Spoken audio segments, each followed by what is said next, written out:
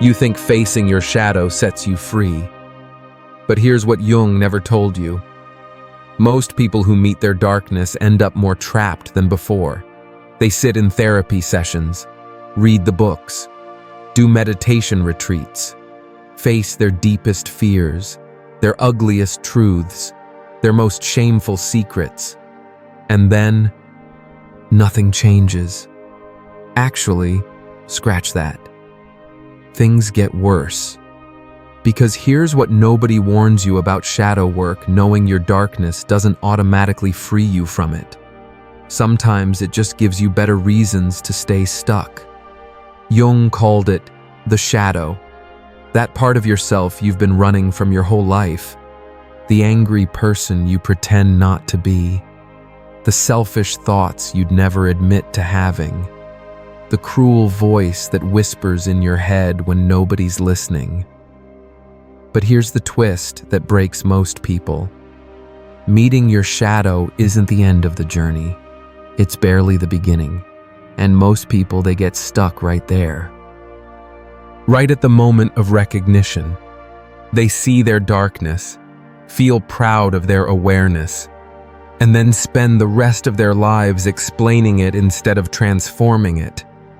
They become collectors of their own trauma, curators of their own dysfunction. Oh, I'm like this because of my childhood. I act this way because of my attachment style. I can't help it. It's my shadow. Recognition without transformation. Awareness without action. Understanding without change. That's the trap. There's something seductive about knowing why you're broken. It feels like progress. It feels like healing. It feels like you're finally getting somewhere. But Jung knew better. He said, "The most terrifying thing is to accept oneself completely. Not just to see yourself completely. To accept yourself completely." And most people stop at the seeing part. They identify their patterns, name their triggers, understand their wounds, and then they set up camp there. They make their shadow work their identity. I'm a recovering people pleaser. I have abandonment issues.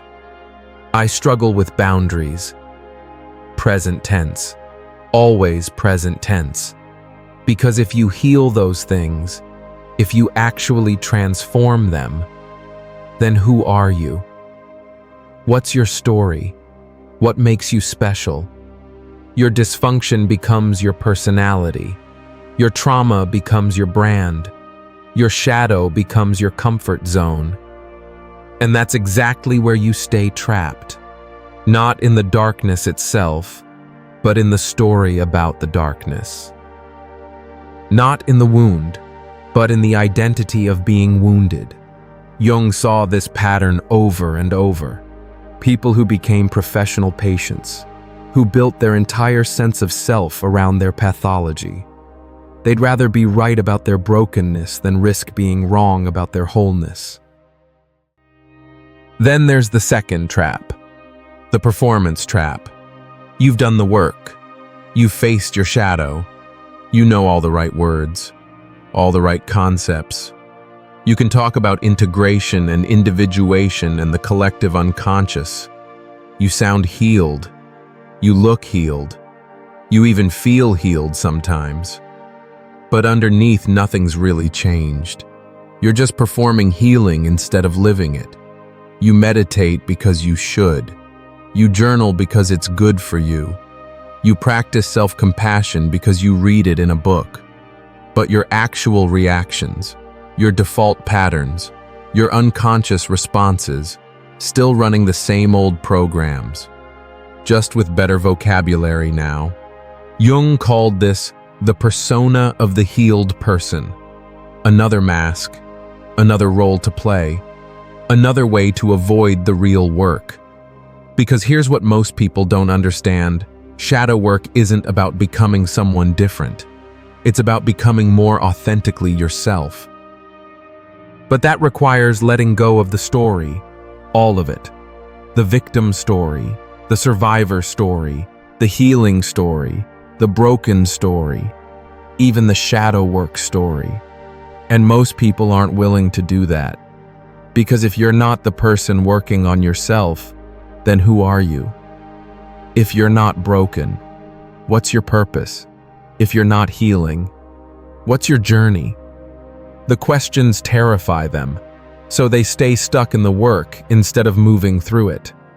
Here's where it gets really twisted. Some people do make it past the recognition phase. They don't just see their shadow, they actually start integrating it. They own their anger, embrace their selfishness, accept their darkness, and then they think they're done.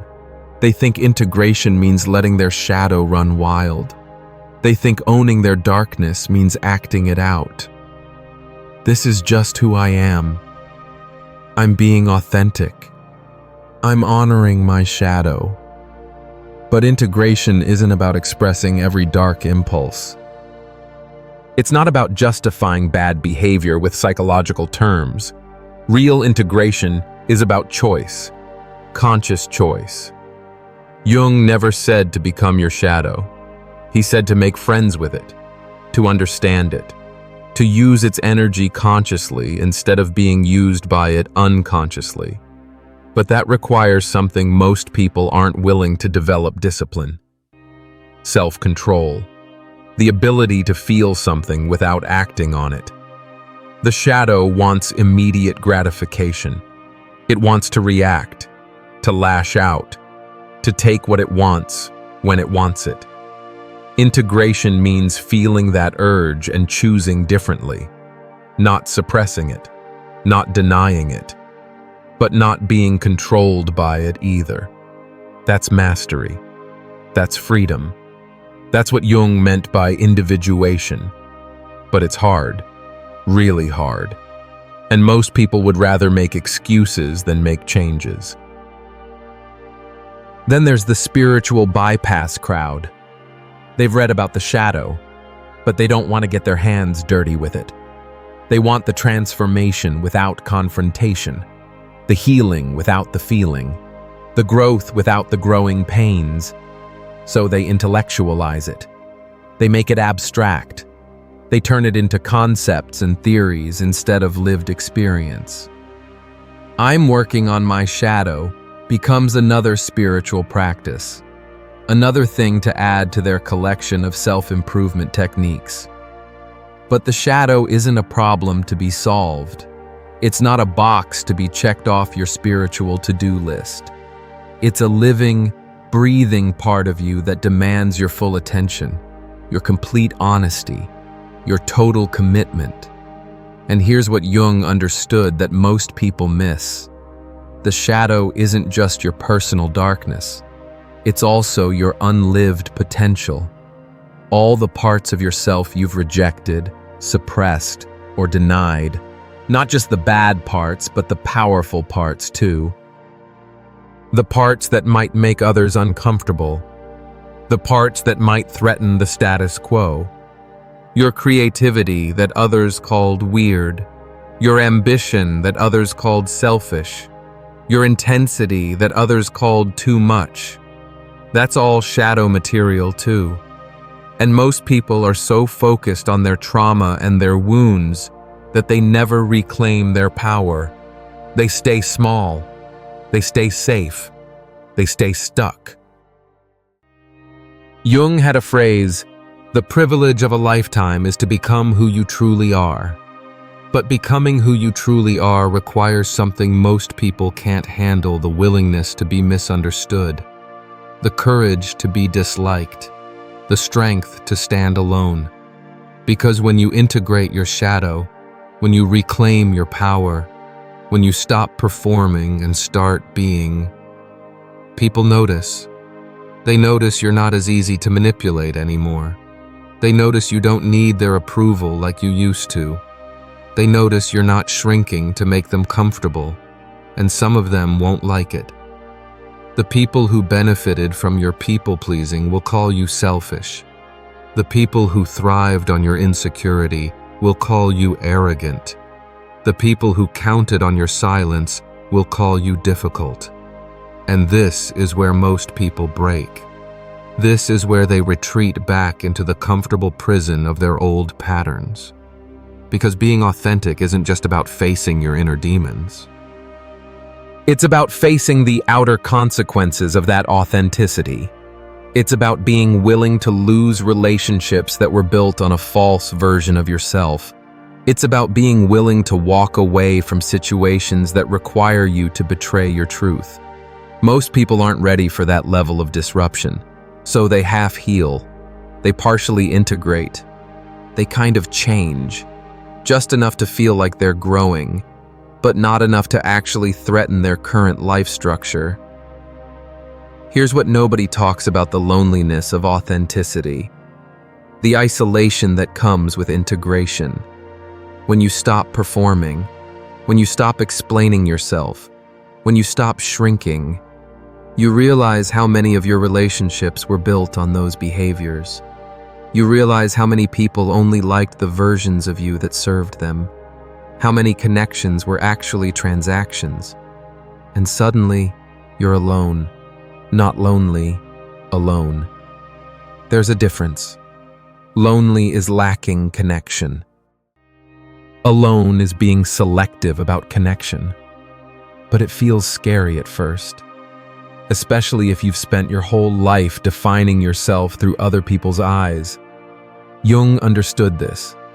He called it the process of individuation, becoming an individual, separate, distinct, whole unto yourself. But individuation doesn't mean isolation. It means discrimination.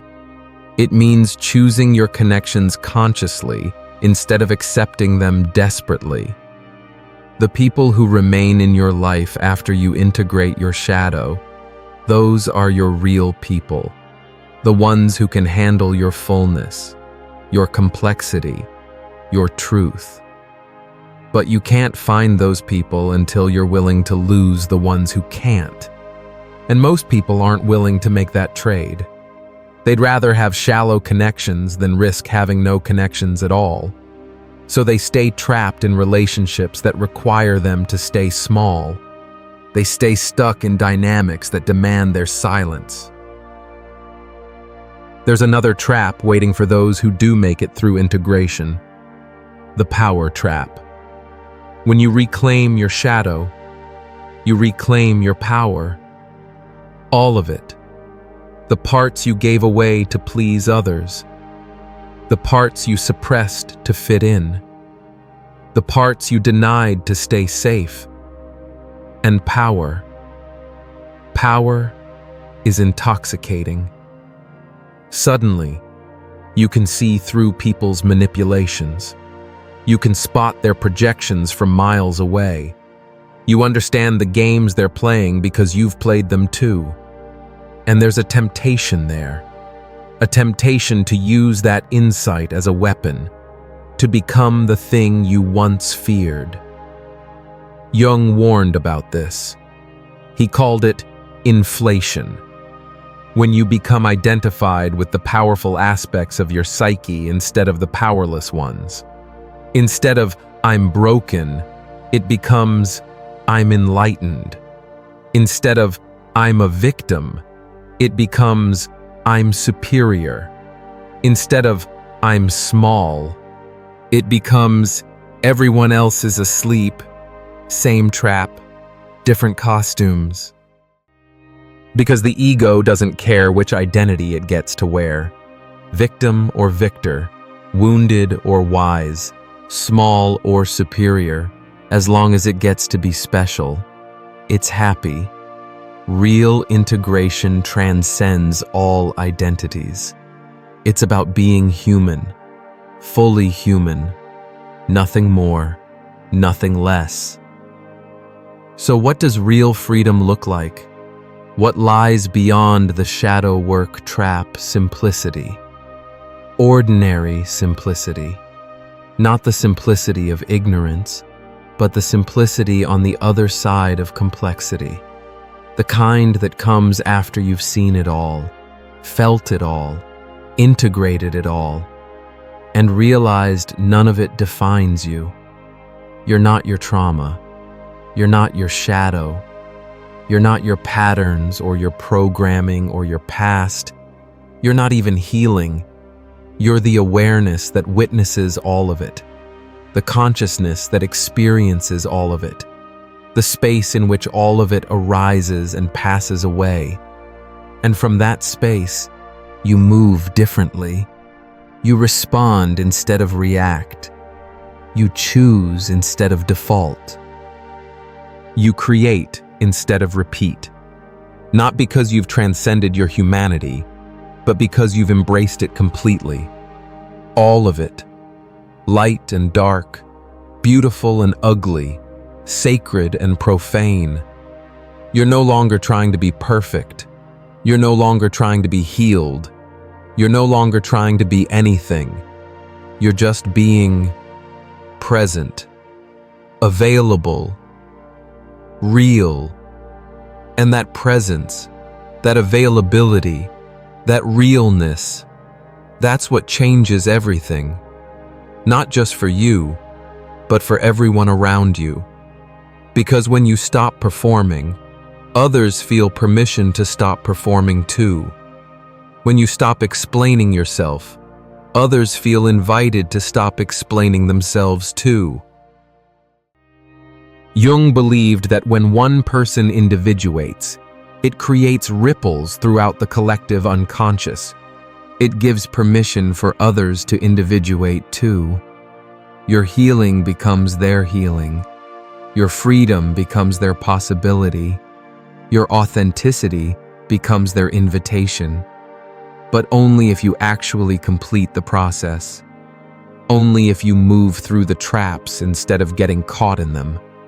Only if you're willing to lose everything to become yourself. Because that's what real shadow work costs: everything you think you are, everything you think you need, everything you think protects you, all the stories, all the identities, all the roles, all the relationships are built on false foundations. It all has to go. Not because it's bad, but because it's not you. It's just costumes, masks, defense mechanisms that served their purpose and now need to be retired. And underneath all of that, who are you? What remains when you strip away everything that isn't essential? That's the question most people are afraid to answer. Because what if the answer is nothing special? What if you're just human? What if you're just ordinary? But here's Jung's secret. Ordinary is extraordinary. Humans are holy. Nothing special is everything. The end of the shadow work journey isn't wisdom. It's innocent. Not the innocence of naivety, but the innocence of experience. The kind that comes after you've lost your innocence and found it again on the other side of knowledge. You return to simplicity, to presence, to wonder. You stop needing to understand everything. You stop needing to fix everyone. You stop needing to be anything other than what you are at this moment. And that's when real life begins. When you stop working on yourself and start living as yourself. When you stop explaining and start experiencing. When you stop becoming and start being. The shadow work was never about eliminating your darkness. It was about making peace with it. It was about integrating it so completely that it no longer runs your life unconsciously. So you can choose. In every moment, you can choose. Not from fear, not from programming, not from pattern, but from presence. From the full spectrum of who you are. Light and dark, strong and vulnerable, wise and foolish. All of it available, all of it integrated, all of it serves life instead of serving ego. Here's the final paradox. Jung understood The goal of shadow work is to make shadow work unnecessary. The goal of healing is to transcend the need for healing. The goal of becoming whole is to realize you were never broken. But most people get addicted to the process. They become professional healers of themselves. They turn growth into an identity instead of a means to an end. And the end is freedom. Freedom from the need to work on yourself. Freedom from the compulsion to understand everything. Freedom from the requirement to be anything other than what you naturally are. That's what Jung meant by individuation. Not becoming someone special, becoming someone real. Not transcending your humanity. Embracing it so completely that you no longer need to defend it. Not eliminating your shadow. Dancing with it so gracefully that it becomes your partner instead of your prison. Most people never make it there because they're too attached to the journey to arrive at the destination. They're too invested in the problem to accept the solution. But for those who do make it through, for those who complete the process, they discover something Jung knew all along. You were never broken. You were just asleep. And all the shadow work, all the healing, all the integration, it was just ways of waking up. So here's your wake-up call. Your invitation. Your challenge. Stop collecting insights and start living them. Stop explaining your patterns and start changing them. Stop performing healing and start embodying wholeness. Shadow work isn't about becoming comfortable with your darkness. It's about becoming so integrated that you no longer need the comfort. It's not about understanding your wounds. It's about transcending the need to be wounded. It's not about accepting your limitations. It's about discovering that most of your limitations were illusions. Jung said, "Your vision becomes clear when you look into your heart. Who looks outside? Dreams. Who looks inside? Awakens." But awakening isn't a destination. It's a decision. A decision you make at every moment. A decision to be present instead of performing. To be real instead of right. To be free instead of safe. The shadow work ends when you no longer need it. When you're so integrated that you respond to life from wholeness instead of wounds. When you're so authentic that you no longer need to explain or defend or justify your existence. When you're so free that you no longer need to work at being free. Most people will stay trapped, not because they can't escape, but because they're more comfortable in familiar prisons than unfamiliar freedom.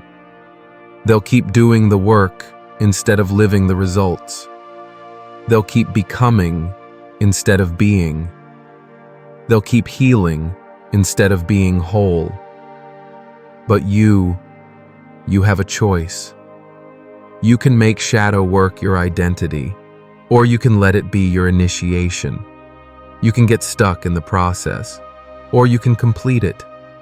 You can make integration a performance, or you can make it your reality. The shadow isn't your enemy, it's your teacher. And like all good teachers, its job is to make itself unnecessary, to teach you what you need to know, and then step aside so you can live what you've learned. Jung spent his life studying the human psyche, not because he was broken, but because he was curious. Not because he needed fixing, but because he wanted understanding. And ultimately, that understanding led him to a simple truth: you are not your psychology. You are not your patterns. You are not your past. You are the awareness in which all of that appears.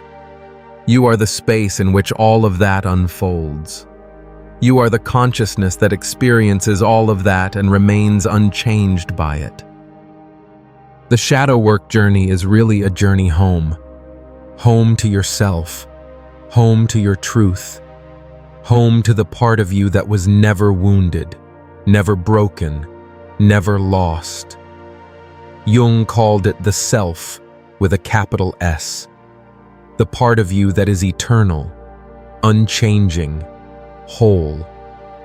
All the shadow work, all the integration, all the healing, it's just ways of clearing the path back to that self, ways of removing the obstacles you placed between you and your own wholeness.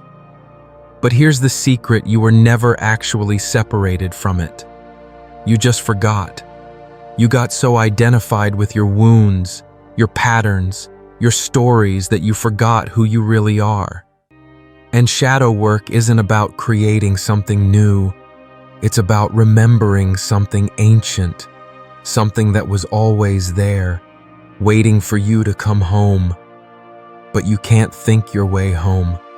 You can't understand your way home. You can't even heal on your way home. You can only be on your way home, moment by moment, choice by choice, breath by breath. Being present instead of past-focused, being authentic instead of perfect, being whole instead of working on wholeness. That's the real shadow work. Not the work you do on yourself, but the work you stop doing, the effort you stop making, you stop trying. What lies beyond the shadow, what waits on the other side of integration? Life. Simple, ordinary, extraordinary life.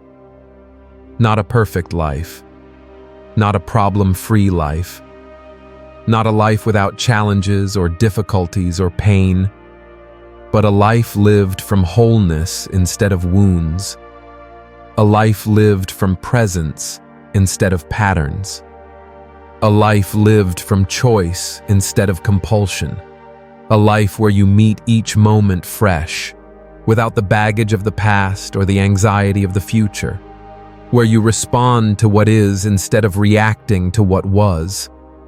Jung called this the transcendent function, the ability to hold opposites without being torn apart by them, to contain light and dark, strength and vulnerability, wisdom and not knowing, to be fully human without apology, to be completely yourself without explanation. That's the gift of shadow work. Not perfection, but integration. Not elimination of your humanity, but celebration of it.